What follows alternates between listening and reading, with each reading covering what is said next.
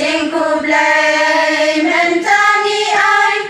ki bayawan na jan bana jangai hoi hoi hoi hoi hoi hoi hoi hoi mentadai ka si bagan pang nong re baro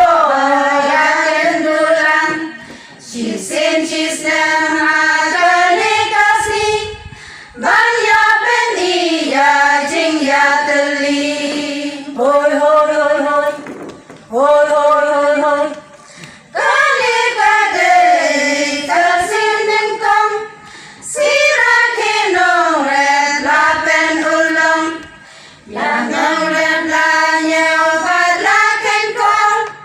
Gajing ya don lang ki bahalor Hoi hoi hoi hoi Hoi hoi hoi hoi Kublai ya binong pen ya jangi Kuncu inventory badon lang bangi Advisor Presiden Secretary Maya dan lang menta kasih Hoi hoi hoi hoi Hoi hoi hoi hoi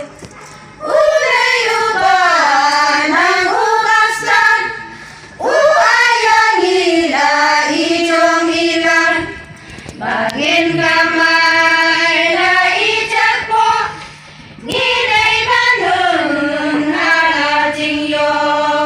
Hoi hoi hoi hoi Hoi hoi hoi hoi Rilong kasi baitenan Manyapin kay ngisnew tenan Ilong diway kibun belay Mangin ya reli ayo keray Hoi hoi hoi Hoi hoi hoi hoi Kubun dari mana mapi Tungin tersyang banyak repi Bazenda